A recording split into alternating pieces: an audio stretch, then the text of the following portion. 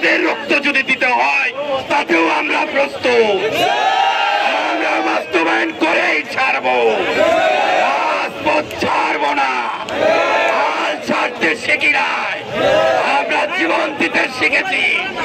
আমাদের অধিকার বাস্তবায়ন করব ইনশাআল্লাহ। ধন্যবাদ আমার প্রিয় ছাত্র ভাইয়েরা, আসসালামু আলাইকুম। ধন্যবাদ সবাইকে। এক দফা এক দাবি,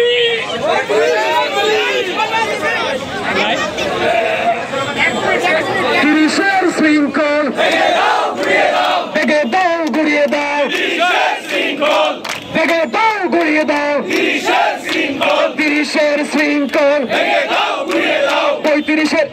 30-এর বিরুদ্ধে লড়াই হবে একসাথে, 30-এর বিরুদ্ধে action to action, direct action, ছাত্র সমাজের অ্যাকশন, 35-এর অ্যাকশন, তারুণ্যের অ্যাকশন। প্রিয় সংগ্রামী সহযোদ্ধাবৃন্দ, আমরা 5 মিনিটের মধ্যে আমাদের বিক্ষোভ মিছিল শুরু করব।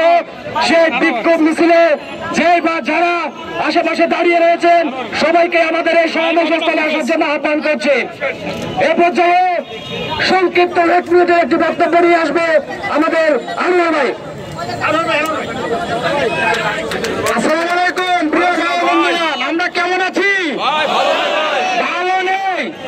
তবে প্রিয় ভাই বন্ধুগণ, আপনারা জানেন এই 35-এর দাবিতে আমরা দীর্ঘদিন এই রাজপথে আন্দোলন করেছি।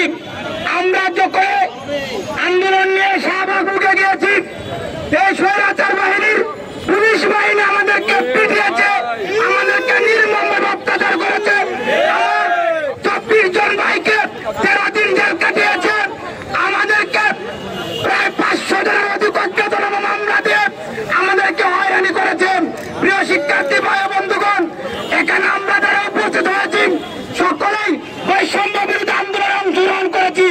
বিশেষ করে আমি আমার বৈষম্য বিরোধী আন্দোলন করতে গিয়ে আমি পরিবার থেকে বঞ্চিত হয়েছি।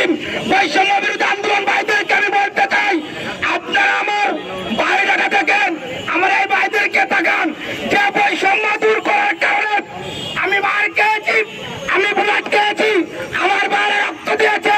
সেই বৈষম্য, একটি বৈষম্য রয়েছে, সেটি হচ্ছে চাকরিতে প্রবেশের বয়সের বৈষম্য। বাংলায় চাকরি দেব, আমরা বৈষম্য দূর করার জন্য রক্ত দিয়েছি, প্রয়োজনে আর রক্ত দেব। তবু এই বাংলা থেকে যে বৈষম্য রয়েছে সেই বৈষম্য দূর করবো। প্রিয় ভাই